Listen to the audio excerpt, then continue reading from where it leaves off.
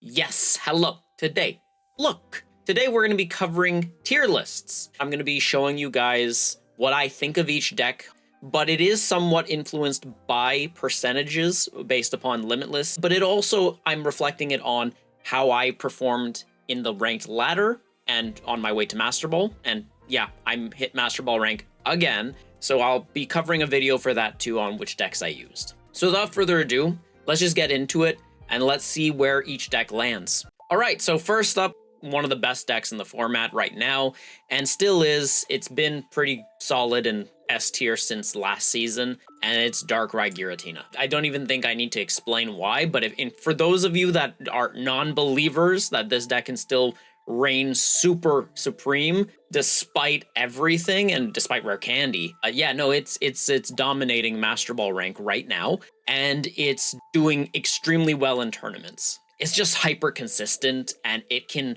wall and survive a lot of things. It only has a couple of bad matchups, and most of those bad matchups are winnable, which is crazy. There's only like one deck that truly negates it from ever doing well. But beyond that, it's still a Titan. So although it's no longer the pinnacle deck, it is still one of the strongest decks in the format, and you need to respect it. Now, on the opposite hand, let's actually cover a deck that used to be tier 1 and is complete garbo. Arceus Dialga. I don't think I need to explain much, but it's just too slow. It just can't keep up in today's meta, and so it's just dead. Another dead deck in the water is 18 Trainer Articuno. This one it's completely gone. I fear for anyone that still is trying to play this, especially since Oricorio exists, and that just completely makes you lose. If you're playing this deck and then you see Oricorio, it's an instant concede. Like, there's nothing. It doesn't help that Oricorio is also electric type, but that doesn't even matter. I think just it being a wall to EX decks is automatically a power move. And so 18 Trainer Articuno, bye-bye. This take could be controversial to a lot of players, but I am very certain that this is where this deck right now stands, and that is Solgaleo Skarmory, and that is just at the top of B tier. It is not as good as people want it to be. I know that people are just like, but 2 energy, 120 damage. No, it's not good enough. Take a look at Limitless, how many people are playing it, and what its win percentage is, and you'll see that it's not doing as well. And then in Master Ball rank, don't even bother. It's not anywhere. Like, it's poof, vanished into thin air. It's gone. It's just one of those decks that it's very solid, but it just loses to too many things. And in this meta, you want to be able to win most of your matchups, if not all of them. So this deck just unfortunately struggles. And if you design this deck to beat one matchup in mind, you generally speaking lose the mirror match and then other matchups that you normally would win. So there's just too much not going for it. I think we still need to have a little bit more support in the steel type variations to see if Solgaleo can vibe further. But for now, it's sitting here at B tier. Okay, so the next deck that I want to cover is going to be another Solgaleo deck. It's Solgaleo Excadrill. It is just arguably the worst variant of Solgaleo Skarmory. I know there's a lot of people that wanted it to be better because Skarmory does force you to run 4 equips, or tools, better to say, sorry. But realistically, Skarmory is still just way stronger, way better. You don't have to sit on a useless Mon until you could evolve. You don't have to search your pieces as hard. Like, there's just so many things that Skarmory does better than Excadrill, and that's not to say that Excadrill is useless, it's just that its win percentage is just not good, and it's nowhere to be seen in Ranked. Like, I haven't seen it once in Ranked, and I was starting from Ultra Ball 3 all the way up to Master Ball, and not once. I've seen Skarmory, but I did not see Excadrill. So, based upon just tournament data and the lack of it in Ranked altogether, including in Master Ball rank, it can't go anywhere but C tier. Now let's cover an A tier deck, something that was shocked to see considering when it first released, it just wasn't good. And that is Garchomp Rampardos, or Rampardos Garchomp. It is definitely an A tier deck. I see it a lot in Ultra Ball 4. Well, I did see it a lot in Ultra Ball 4, but I'm no longer there. I'm now in Master Ball. But yeah, it's such a solid deck. It hits super hard. It can dodge Oricorio with Garchomp, which is insane. This is kind of what you need. It also can destroy Oricorio with Rampardos. So there's just a lot for going for this deck that otherwise wouldn't necessarily be, like, you'd never think that this deck would do well. Considering Garchomp, when it first released, at least Garchomp EX, it wasn't that good. And I think Rare Candy really elevated a lot of these Stage 2 decks to this prominence, and with Garchomp being so flexible with its first attack versus its second attack, there's just, like I said, there's a ton going for it, and thus it being landing in A tier and being a very solid deck. It just struggles against the Darktina matchup, which is why I can't put it any higher. The next deck that I want to talk about is Charizard Incineroar. It's an A tier deck. It, generally speaking, will dominate Darktina, and this is good. This is actually a good thing. You want to see this. You don't want Darktina to take over the entire game. The reason why it's only going in A tier and not in S tier is because it's a Stage 2 deck. You can run into inconsistencies, and if you brick hard, and when you brick hard, well, you're generally speaking screwed, and that's just how the nature of this deck goes. Obviously, the same thing applies to Garchomp and Rampardos, but the difference here is that you really are, like, really in trouble if you're stuck on Charmander, because unfortunately, until your Charizard stokes, it literally is doing nothing. You literally have to waste a turn to stoke, just so that way you can attack the following turn. So the sooner you get it online, the more likely you are to win the game. The only exception to this is now if you have Incineroar and you're sitting on Litten, you have actual, like, offensive pressure that you can apply, which is something you cannot really do with Charmander and Charmeleon. And that's not to say that you can't, it's to say that they don't do it as effectively. That is all I'm trying to say. The nice thing with this deck, though, is that you do have outs to Oricorio through Torracat, you have it through Charmeleon, and you have it through Incineroar himself, since his first attack, even though it's not going to deal damage, it is going to burn Oricorio, and that is something that is valuable. Now, this is not to say that this is a foolproof plan. You can still lose. It's just that there are some outs, assuming that your opponent doesn't have all the answers to every single potential solution you may offer to that opposing matchup. All right, the next deck that I want to cover is Gyarados Manaphy. It's D tier. It unfortunately died the moment Rare Candy became a thing, simply because it's a Stage 1. You have the constant issues of, can you get onto Magikarp before it gets sniped? There's just a lot of problems. Oricorio is another issue. Because Electric is now a lot more prominent than before, Water decks took a nosedive. And that's not to say that's going to be forever, because there are some Water decks that do really well. They're just more hybrids. Unfortunately, Gyarados is just one of those decks that suffers, and there's not much else to talk about. Since we're on this topic, let's talk about another deck that is now in D tier, and honestly the worst of all the decks. It's Magnezone Meowscarada. And what's crazy to me is that this deck was actually super good just before the release of Rare Candy.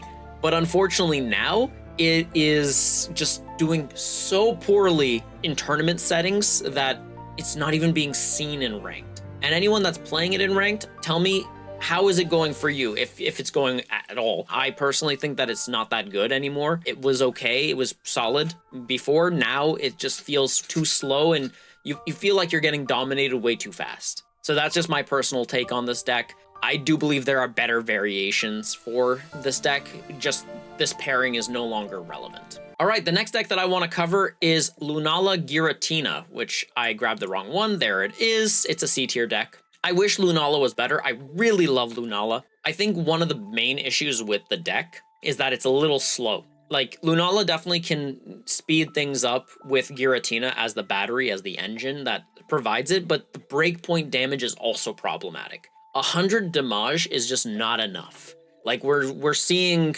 like, let's take, for example, Charizard, okay? You are attacking with 100 damage, right? They go down to 80. If they have Cape on, it's down to 100.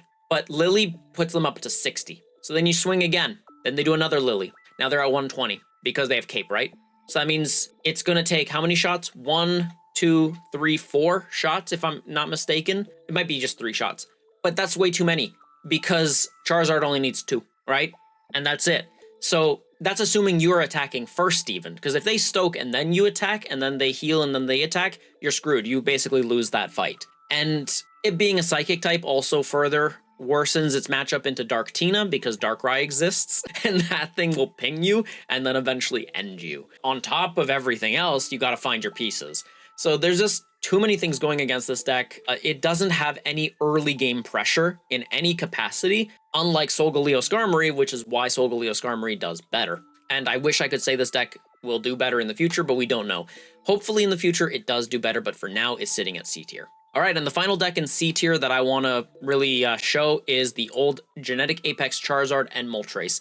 This deck has fallen hard, and Rare Candy's partially to blame because you're still reliant on Moltres. You need to flip 3 coins and hope that you're getting enough heads. And unless you're getting 5 energy on Charizard, you can only guarantee 1 swing.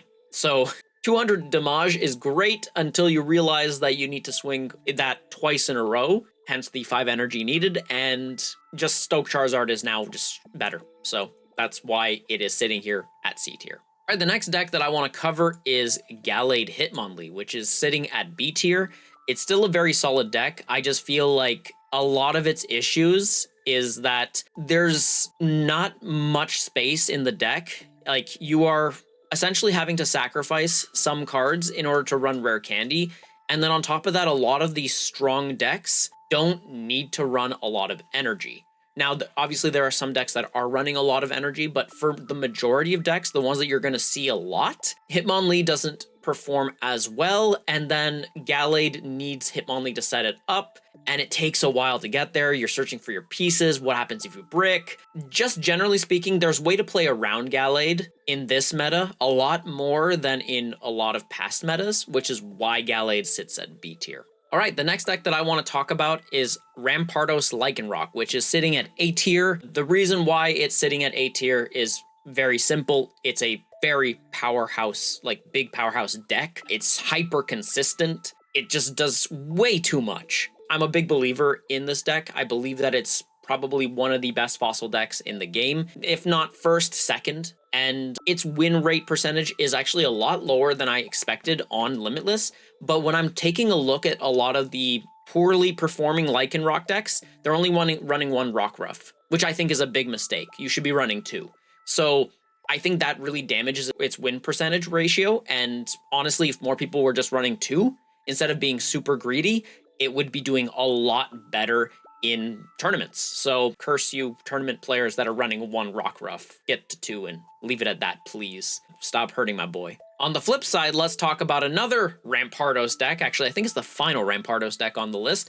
We've got Rampardos Lucario sitting at B tier. Honestly, I think, personally speaking, it's better, at least better suited in the meta than Gallade Hitmonlee, because it's a Rampardos deck, and Rampardos hits for relevant numbers with Lucario. A 150 is nothing to scoff at. It is killing most mons without cape. Obviously, there are exceptions to this, but it's doing a lot of damage, and that's importante, okay? Super importante. So, I can't believe I said that way, but whatever. The point is, it's just one of those it's like a good old reliable deck. So there's not much else to say. I think one of the biggest issues is that if you're going first, it feels bad. If you're going second, it feels good. There are exceptions to this rule, depends on the matchup and all this stuff, but generally speaking, the rule of thumb is with this deck, it doesn't feel as good going first, and I think that's one of the biggest issues with the deck. Whereas decks like Lycanroc or Garchomp, they don't mind going first, and I think that's huge. That actually is very important when it comes to these decks. Like, whether or not these decks perform well will be very dependent on, like, can you go first and second or not? And the best of the best decks can go first or second. So that's the reason why it's sitting at B tier. The next deck that I want to talk about is Giratina Greninja. So this one is not to be confused with the Snorlax variant. This one runs Oricorio.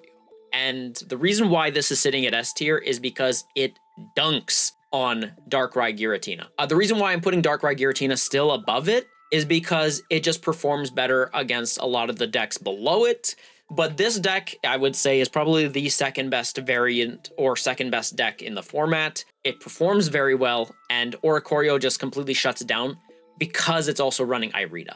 And when you can run Irida on Oricorio and Electric Energy and all this other stuff, plus having a self-sufficient Giratina, you're in for a world of pain. Basically, the longer this game goes, the easier it is for this deck to dominate. So realistically, the decks that are going to hurt this deck a lot are Garchomp Rampardos decks, Lycanroc Rampardos decks. Basically, a lot of the fighting decks can really hurt this deck. That's not to say it doesn't have an out to that, because it's an S tier, so it's doing really well. It's just that this particular deck has a harder time against these fighting decks than Giratina does, and that's the only thing. Obviously, if you get a early rare candy into Greninja, then you're ballin'. But generally speaking, you're in trouble if your opponent can get an early Garchomp or an early Rampardos, because they're just hitting for relevant breakpoints and they're going to just murder your Mons. And then Giratina won't be fast enough, and then you'll lose. So the biggest problem is that fighting decks shut it down, and there's a lot of fighting decks in the meta, especially in low Master Ball,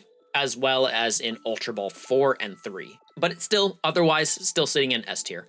And the other one is Giratina Snorlax, which also runs Greninja, but instead of Oricorio, it's really running Snorlax as a way to just have extra damage. So that way it can set up Giratina, it can set up a Greninja. It's a lot slower paced.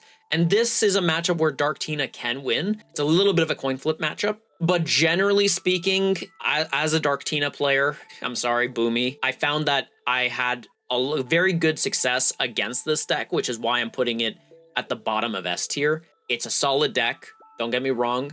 I'm sure there's going to be people that disagree with me, and honestly, you could probably mix any of these S tier decks around. I wouldn't fight that, honestly, but I do believe that Darktina still is the #1 deck in the format, and just not as dominant as it once was. And this Giratina Snorlax deck is just a very solid variation of it, and honestly deserves an S tier spot as well. All right, next up on the list, we've got Arceus EX and Crobat. It's an A tier deck. It boomed like last season or the season before that. The first season format, when it came out, it was B tier. Then it dropped down to C tier, and now it's back with a vengeance. It is A tier.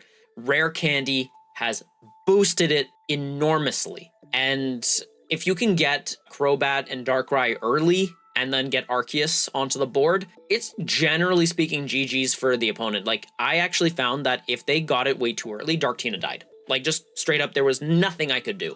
If they were able to coin flip very well into their setup super early, it was GG's. I don't know how many decks can actually handle this level of ping damage, because that's 50 damage per turn. So I don't even think Oricorio can manage that. And then on top of that, if you're running Dark Energy, Crobat can then swing for 50, so that Oricorio is dead.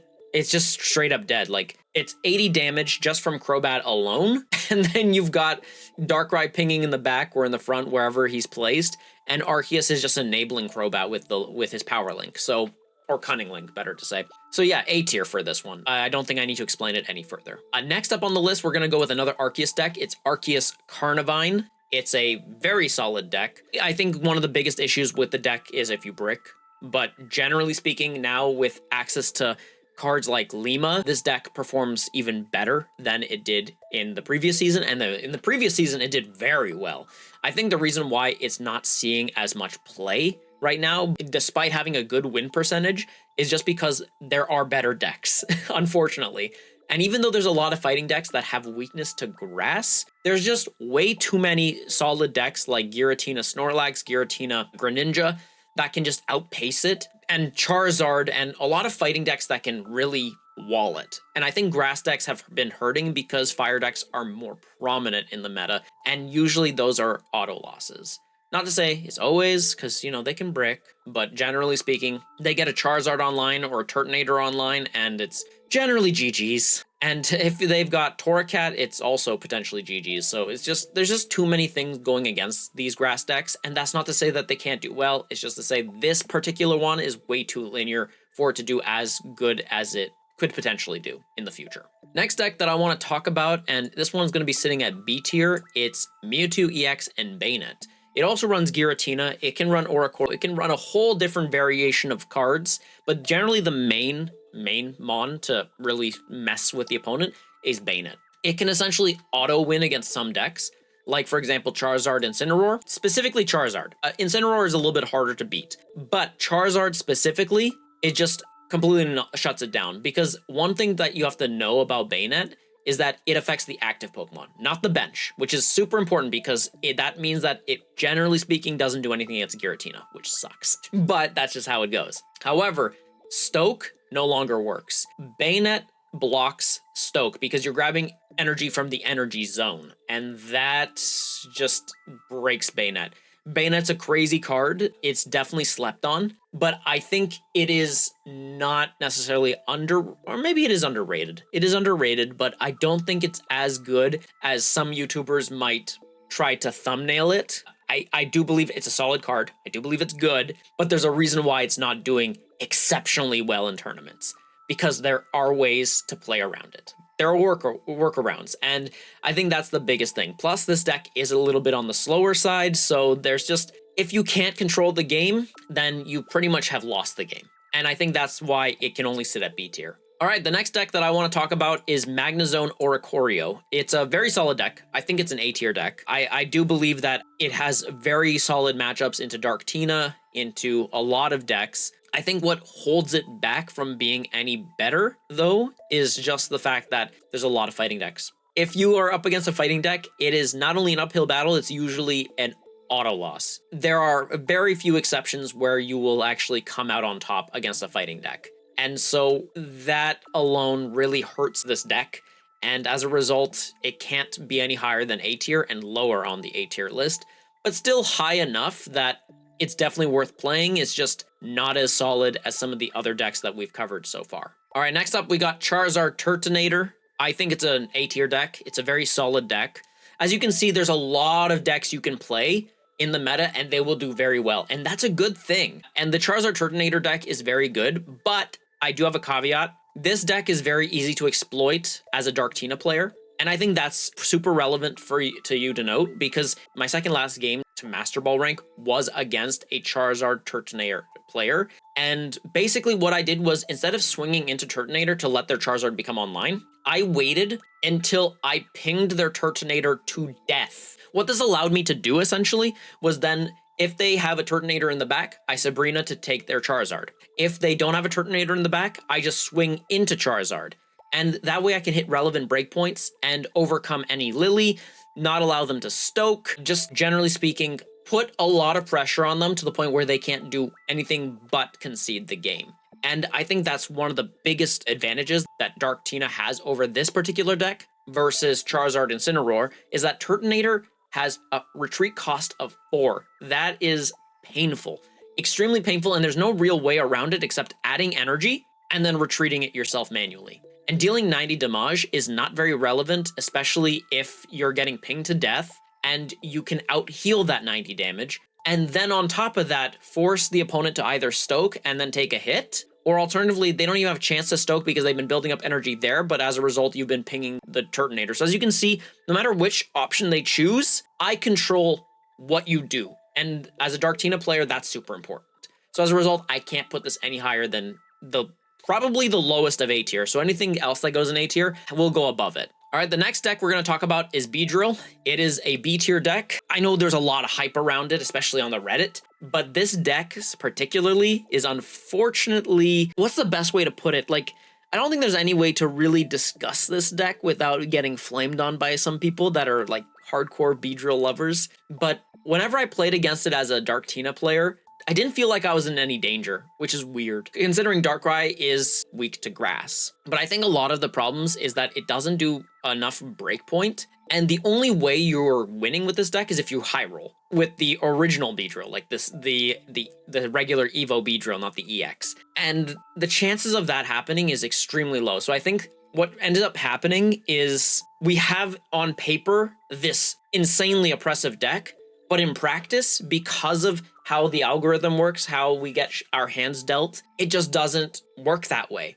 And on top of that, we have these fire decks that can control the fight. We have Lily to outpace the damage that they're dealing. There's just too much going against it. And that's not to say it's a bad deck, because it's definitely doing well. It's just not doing as well as people expected. And as a result, I don't think I feel comfortable putting it any higher than B tier. All right, let's talk about another B tier deck. This one is Decidueye Meowscarada. And this deck on paper also looks really good because you can search with Sprigatito, right? And then you have access to Rowlet and Decidueye looks really good on paper. And Decidueye actually is good. The problem is Meowscarada does not help Decidueye in practically any way. You really have to be winning the game with Meowscarada to then switch into Decidueye just for them to retreat, just to then use Pierce the Pain. There's just too much going for it, like going against it. There's too much setup. You already have to be winning for this deck to do well. Whereas, and let's actually talk about the A-tier variant of Decidueye, and let's just segue into it. We've got Decidueye Lurantis. The difference here, and why this deck for some reason does a lot better, is because Lurantis plays into Decidueye. It does 20 damage to everything, right? So then you can Pierce the Pain the bench, you can Pierce the Pain the active. This allows you to play around Oricorio. There's just a lot going for this deck that otherwise the B-tier Meowscarada Decidueye variant cannot do. And I think that's very important to keep in mind. So there you have it. This is the tier list. What do you guys think? Do you think I'm going nuts? Do you think this is a bad tier list? I mean, it's okay if you think it is. This is personally my opinion, how I view the decks currently in the current format. Don't forget, I am in Master Ball rank, but that doesn't mean that I'm the best player, so I can be wrong. I think that's the biggest thing to keep in mind. But I don't think I am, just simply because I did use reference to Limitless, and Limitless seems to share my opinion for the most part. So without further ado, that's the Widgeo. Thank you guys so much for watching. Have yourselves a salty day, and I will see you in the next Widgeo.